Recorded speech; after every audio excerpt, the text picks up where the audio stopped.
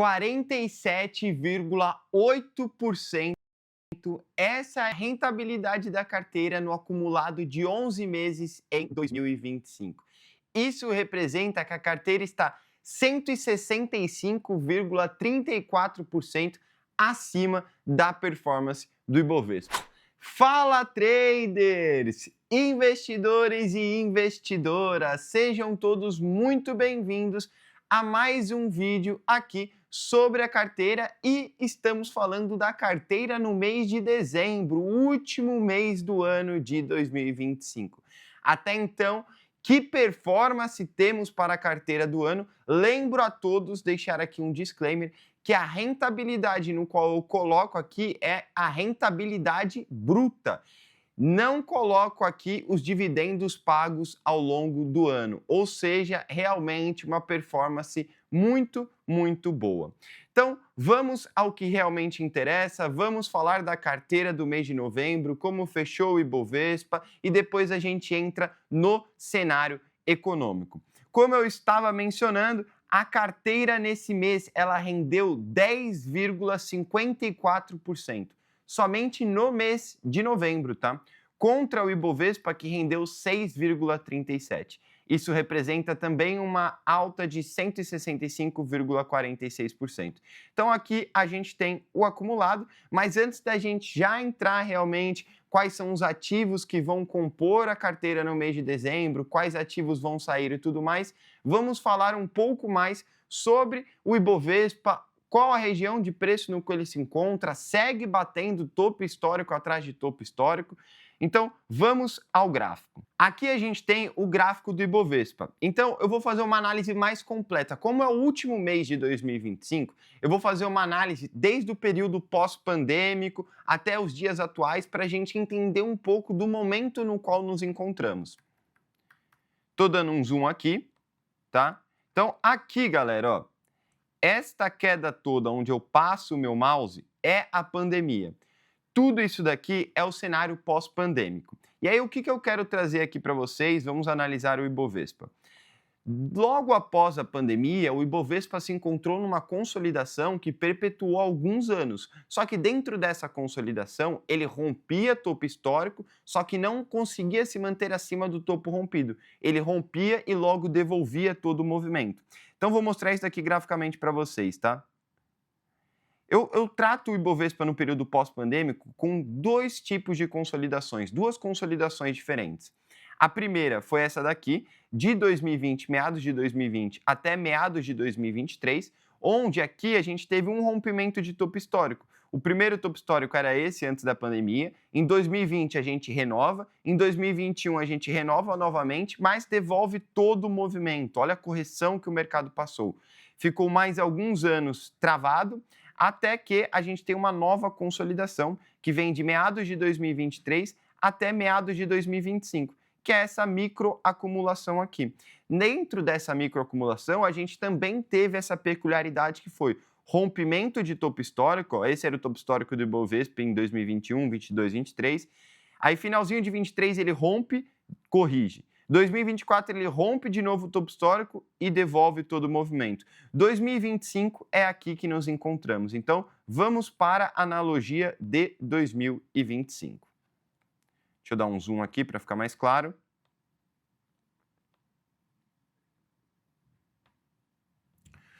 O mercado, ele abriu na mínima de 2024. Por quê? Porque a gente passou por um período complicado. A gente estava no final de 2024, início de 2025, em um ciclo de aperto monetário. O que isso significa? A gente estava subindo a nossa taxa de juros. Só que em janeiro ficou mais claro onde seria o pico da nossa taxa de juros e que a gente já começou a ver um controle inflacionário a partir ali mais de março. Foi quando o nosso Ibovespa acelerou o movimento comprador e aí ele veio numa tendência de alta. Veio nessa tendência de alta, chegou na região de topo histórico, que era esse topo histórico aqui de 2024, e aí ele ficou 2, 3 meses consolidados. Exatamente isso. Deixa eu até dar um zoom maior para ficar mais claro para todos vocês. Ele ficou aqui, ó, consolidado dentro dessa região 2, 3 meses, até que ele vem para uma correção um pouco mais forte essa correção se deu exatamente na complicação que a gente teve com os Estados Unidos com as tarifas implementadas. Então, as tarifas foram implementadas e o Ibovespa passou por um período de correção. Só que não foi uma correção drástica como a gente viu nos anos anteriores. Foi uma correção rasa, beirando a média de 200 períodos, e aí a gente teve a continuidade do movimento comprador rompendo o topo histórico. Então, aqui foi o primeiro sinal de que a gente estava em um momento diferente dos últimos anos. A gente começou a romper topo histórico atrás de rompimento, no que nos últimos anos não aconteceu. Rompia uma vez, depois o mercado devolvia todo o movimento. Então, 2025 foi caracterizado por um período diferente do Ibovespa dos últimos 4, 5 anos, que foi o rompimento de topo histórico atrás de rompimento, sinalizando um ano de alta, né? Uma forte tendência de alta para o nosso Ibovespa. Então aqui a gente teve um canalzinho de alta, correção, continuidade. Nessa pernada aqui de alta, para vocês terem noção, a gente bateu recorde de dias consecutivos de alta, algo que não acontecia desde 1994, desde a implementação do Plano Real, que foram 15 dias para o nosso Ibovespa subindo consecutivamente. E agora ele não para, galera, segue a continuidade do movimento. Então, eu sigo extremamente otimista para o nosso Ibovespa. Vamos aqui rapidamente fazer uma balança de risco. A gente tem um cenário externo favorável, com os Estados Unidos cortando juros, e um possível acordo entre Brasil e Estados Unidos para o fim das tarifas implementadas. A gente tem também a inflação sendo controlada no nosso país, ela já entrou para baixo do teto, que é os 4,5%, agora o Banco Central busca trazer ela para baixo dos 3%. E a gente tem a perspectiva de, em 2026, corte de juros no Brasilzão, corte de juros na taxa Selic, tá? O ponto negativo, o ponto de atenção é o endividamento público. A gente vai falar um pouco mais a fundo em relação a isso. Mas fiquem tranquilos para o seguinte, tá? Aqui a gente terminou de analisar o Ibov, mas eu quero deixar um disclaimer para vocês. O último período que a gente teve de ciclo de altas para o Ibovespa, o que é um ciclo de alta? Onde o Ibov sobe alguns anos consecutivamente. 2, 3, 4 anos. O último ciclo de alta que aconteceu foi de 2016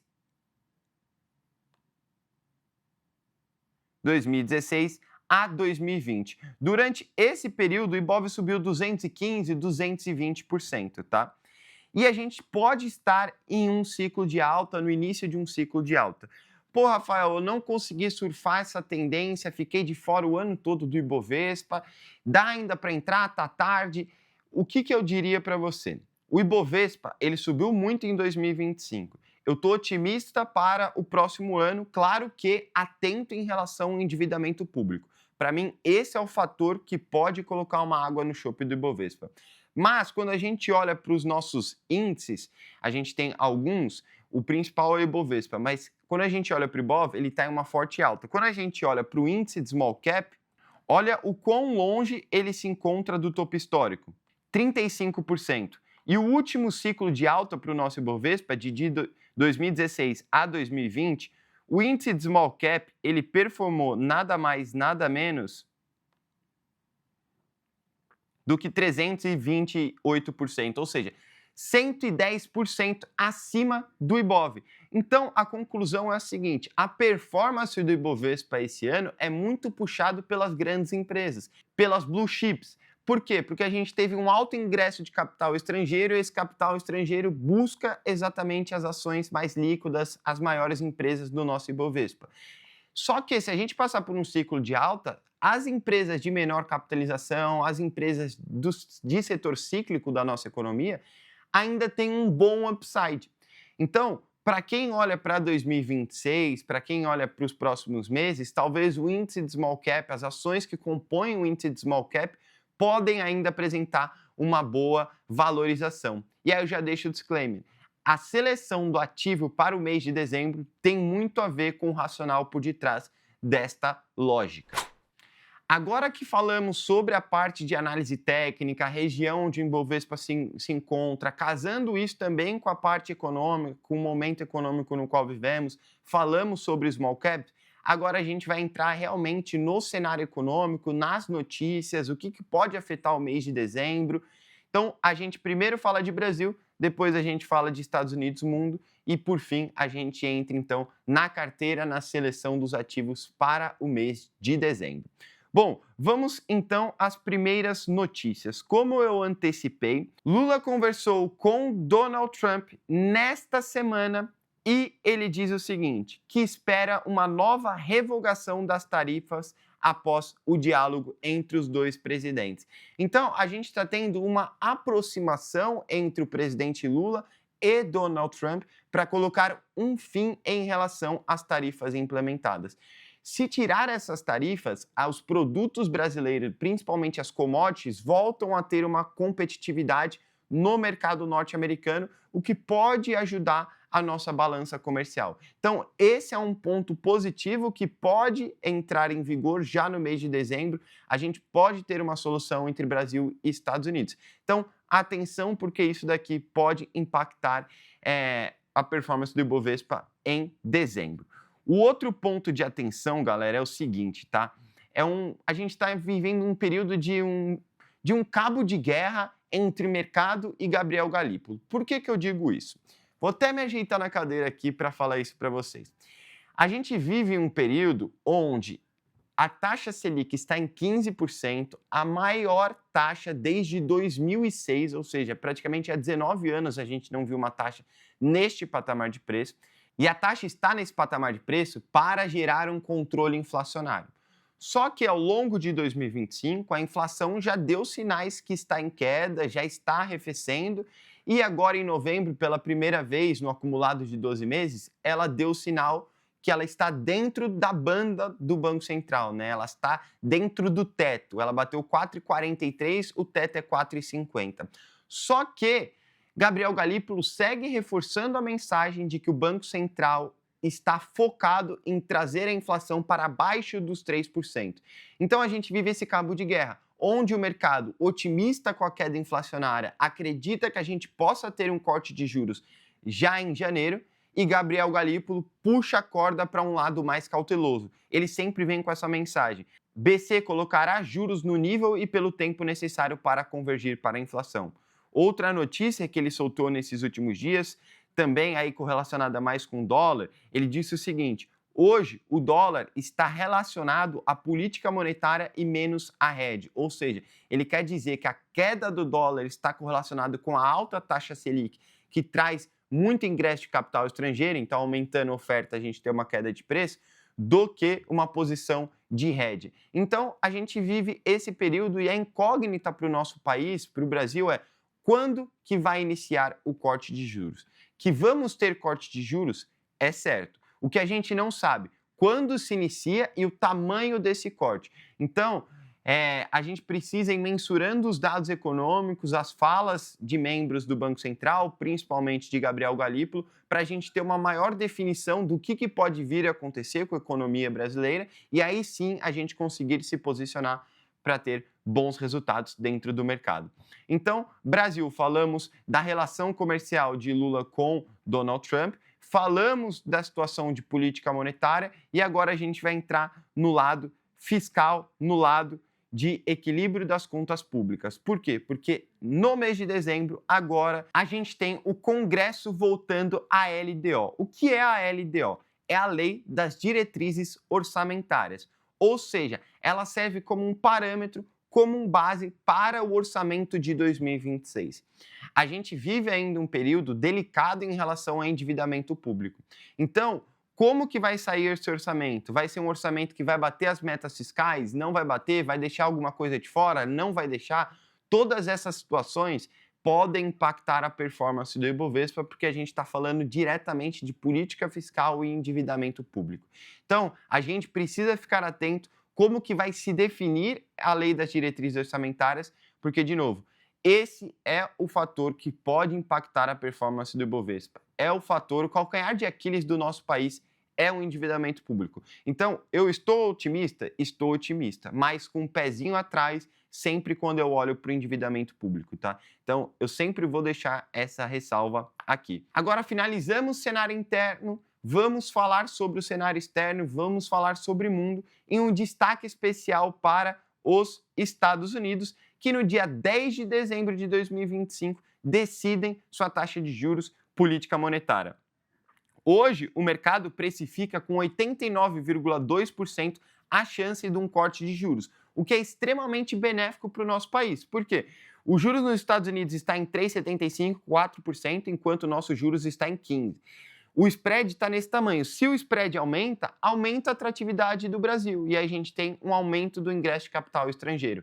Então, essa informação é extremamente benéfica e isso precisa vir a acontecer, porque se não acontecer com o mercado precificando, aí sim, no curto prazo, a gente pode ter um caos na bolsa do S&P e isso repercutindo ao redor do mundo, tá? Então, atenção em relação à política monetária dos Estados Unidos. E já que falamos de taxa de juros dos Estados Unidos, vamos falar também do Fed. Por quê? Donald Trump promete trocar Jerome Powell, que é o presidente do Fed, em 2026.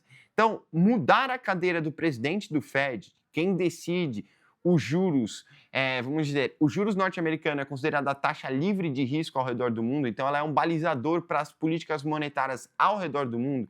Decidir essa cadeira é de extrema relevância. Então, entender qual vai ser o nome por detrás ali de Jerome Powell, quem vai ser a sucessão, é extremamente relevante, tá? Então, esse é um ponto de atenção que também pode trazer aí uma volatilidade para o mercado lá fora e, por consequência, impactar o nosso país. Então, esse é um ponto de atenção para 2025, 2026. Agora que falamos sobre cenário econômico, análise técnica, fizemos comparações entre índices diferentes, vamos ao que realmente interessa, que é a seleção dos ativos da carteira para o mês de dezembro.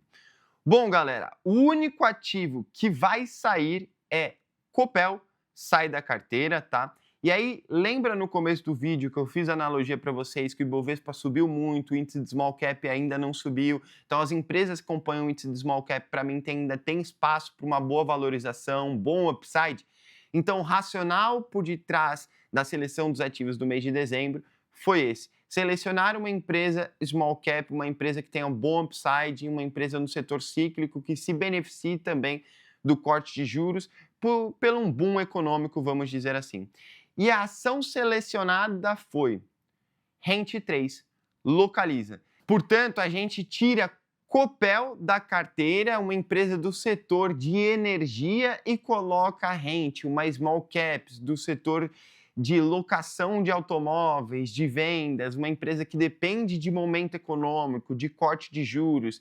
Então, a seleção foi exatamente essa e os outros ativos se mantiveram, CPFL, Redditor, Santander.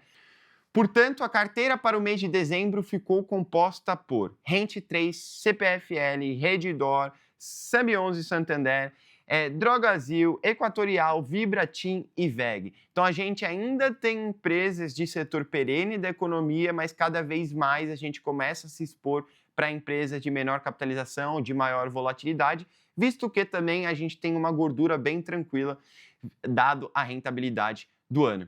Então é isso, galera. Desejo a todos um excelente Natal, boas festas, uma boa virada de ano. Não se esqueçam de curtir, compartilhar, deixem seu comentário o que você achou da carteira ao longo do ano, gostou da seleção dos ativos para o mês de dezembro e até o ano que vem, em 2026, estaremos juntos novamente. Valeu, galera. Tchau, tchau.